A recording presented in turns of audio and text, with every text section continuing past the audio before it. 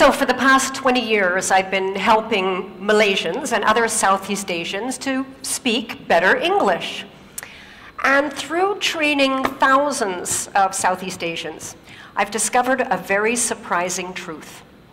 I've discovered that how well somebody communicates in English actually has very little to do with their English level. It has a lot to do with their attitude towards English. There are people out there who have a very, very low level of English and they can communicate very, very well. One of them that I remember was a student, a participant of mine named Faisal. He was a factory supervisor. English level very, very low. But this guy could just sit and listen to anybody very calmly, clearly, and then he could respond, absolutely express his thoughts beautifully at a very low level of English. So today I want to share with you what is so different about people like Faisal. How do they do it? And second of all, why is this so important, not only to you, but to your children, to your community, and to the future of Malaysia? And third of all, what's one thing you can do, starting today, if you want to speak with that calm, clear confidence that people like Faisal has? So first of all, what is so different? How do people like Faisal do it? So to answer that question, I'm going to take you back about 10 years, okay?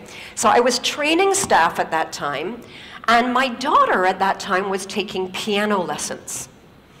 And I started to notice two really strong similarities between my daughter's attitude or thinking towards playing the piano and a lot of Malaysians' thinking or attitude towards English. Now, first of all, I should tell you, my daughter absolutely hated piano. Hated the lessons, hated practicing. This is my daughter practicing piano, okay? This is as good as it got. This is the real thing. And she dreaded going to piano lessons because to my daughter, going to piano lessons, she was filled with this sort of dread because it was all about not screwing up, right? Because like for a lot of piano students, to both my daughter and her teacher, her success in piano was measured by how few mistakes she made. Now at the same time, I noticed that a lot of Malaysians went into English conversations with the same sort of feeling of dread, this sort of feeling that they were going to be judged by how many mistakes they were going to make and whether or not they were going to screw up. Now, the second similarity that I noticed was to do with self-image. You see, my daughter, she knew what good piano sounded like, right? Because we've all heard good piano. And she knew what her level was, and she knew how long she'd have to play for to play like that. And a lot of Malaysians, I noticed, had this idea of what good, proper English is supposed to sound like, and what I see a lot of you nodding, and what their English sounded like, and how far they'd have to go to get there. And they also felt like they were, like my daughter, just bad. Bad piano player, bad English speaker, right? My English not so good lah, cannot, sorry ah, shy ah, cannot ah. So I could see these similarities, but I still couldn't figure out, okay, what is it about these people like Faisal that are so different that can just do it smoothly, calmly, with confidence? And one day I discovered that answer, and I discovered it quite by chance. It was a day when my computer broke down and I had to go to a cyber cafe. Now, okay, it was my first time, and I discovered cyber cafes are disgusting places, okay? They're really gross. They're smelly, and they're filled with boys, and they're all playing noisy, violent games. They're just disgusting places. But I had to go there. So I sit down, and I start noticing this guy beside me, and I become very, very interested in this guy next to me. Now, this guy is playing this game that is basically, it's like shooting people until they die, and that's it, right? That's the game, right? And I'm noticing that this guy is not very good. He's like, in fact, terrible, right? Because I'm looking and I'm seeing like a lot of shooting and not much dying, right? But what really interested me was behind this lousy player were 3 of his friends sort of standing there watching him play. And what I really noticed was, even though this guy was terrible, even though his friends were watching him, there was no embarrassment. There was no feeling of being judged. There was no shyness. In fact, quite the opposite. This guy's like totally focused on the bad guy, smile on his face. All he can think about is killing these guys, right? And I'm watching him and I suddenly realized, this is it. This is the same attitude that people like Faisal have when they speak English. Just like this guy, when Faisal goes into an English conversation, he doesn't feel judged. He's entirely focused on the person that he's speaking to and the result he wants to get. He's got no self-awareness, no thoughts about his own mistakes. Now, I want to share with you a real, true example to paint a picture of somebody who speaks English like they're playing piano and someone who speaks English like they're playing a computer game. And this is a true story. Happened to me. A while ago, I was in a pharmacy. I had to buy Omega. My doctor said I should get Omega. And I go to the shelf, there's tons of Omega. There's Omega that's high in DHA, Omega that's high in EPA, and I don't know which one to buy. Now, the sales rep happened to be there, and I saw she was like this well-dressed professional woman.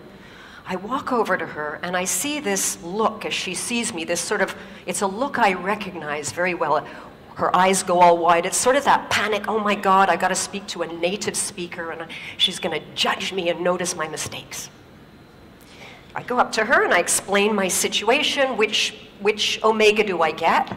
And she starts explaining to me everything about DHA and EPA you could possibly imagine. She speaks very quickly, goes all around in circles, and when she finishes, no idea what to buy. Right?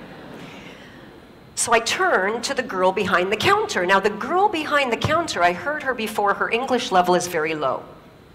But when I walk over to her, this girl, there's no fear. In fact, she's just looking at me. You know that look? Like, yeah, okay, so how? Right. Yeah, I've been in Malaysia a long time.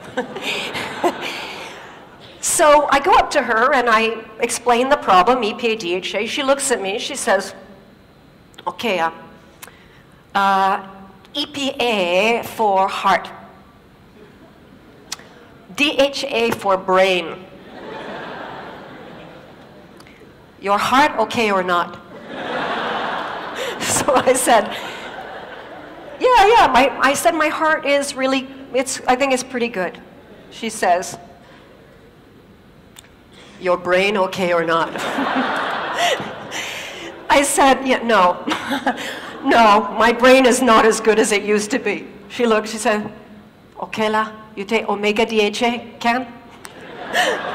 Problem solved, right? So we've got 2 different kinds of communicators. We've got the one who's got a high level, but totally focused on herself and getting it right, and therefore very ineffective. We've got another one, low level, totally focused on the person she's talking to and getting a result. Effective. And therein lies the difference. Now, why is this distinction so important, not just to you, to your children, but to the future of Malaysia and countries like Malaysia? And to answer that, let's take a look at who actually is speaking English in the world today, okay? So if we looked at all of the English conversations in the whole world taking place right now on planet Earth, we would see that for every native speaker, like me, there are 5 non-native speakers.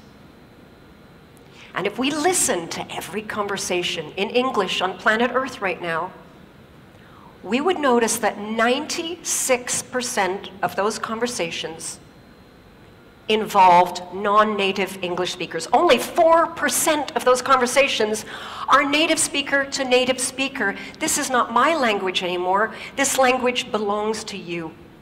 It's not an art to be mastered. It's just a tool. to use to get a result. And I want to give you a real-life example of what English is today in the world, real English today. This is another true story. I was at a barbecue a little while ago. This was a barbecue for engineers from all over the world, and they were making hot dogs. Now, some of the hot dogs were regular hot dogs, and some were these cheese hot dogs, you know, with the cheese in the middle. French engineer is cooking the hot dogs, and he turns to this Korean engineer and he says, would you like a hot dog? And the Korean guy says, yes, please. He says, do you want the cheese? And the Korean guy looks around at the table. He says, I no see cheese. French guy says, the hot dog contains the cheese. Korean guy doesn't understand him, right? So the French engineer tries again. The hot dog is making from with the cheese. Korean guy still doesn't understand. He tries again. He says, the hot dog is coming from. No, the cheese is coming from the hot dog. Korean guy cannot understand. Now this Japanese engineer who's been listening to this conversation turns to the Korean engineer and he says, cheese integrator. He understands, okay? Everybody understands. So this is what English is today. It's just a tool to play around with to get a result, like a computer game. Now the challenge is that we know in schools all around the world, right? English is not really being taught like it's a tool to play with. It's still being taught like it's an art to master. And students are judged more on correctness than on clarity.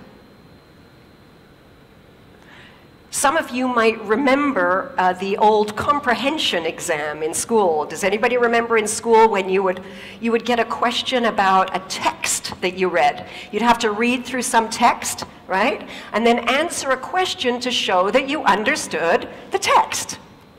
And this may have happened to you, that you showed that you understood the text, but you got a big X because you made a little grammar mistake. Like this student.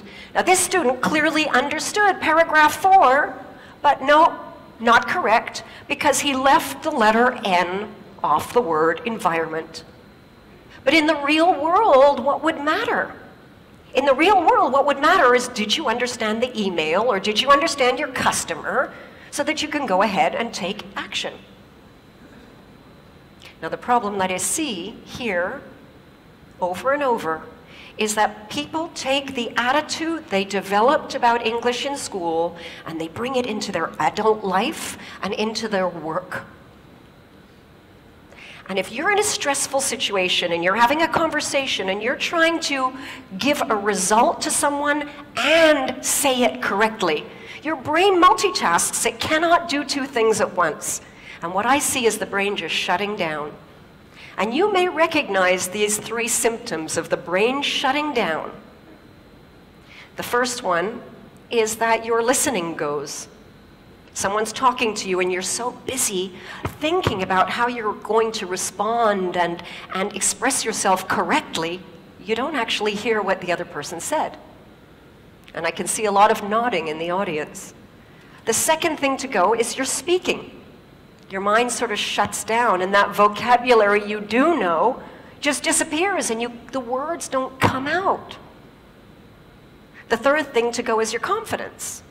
And the worst thing about this is you may only be confident because you cannot express yourself clearly, but to the person talking to you, they may misunderstand this as a lack of confidence in your ability to do the job, to perform.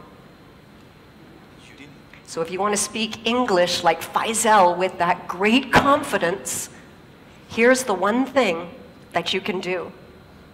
When you speak, don't focus on yourself.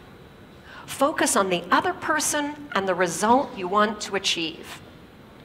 Imagine a next generation of Malaysians, all with that wonderful confidence in communication that Faisal has at any level of English. Because let's remember that English today, it's not an art to be mastered. It's just a tool to use to get a result. And that tool belongs to you. Thank you.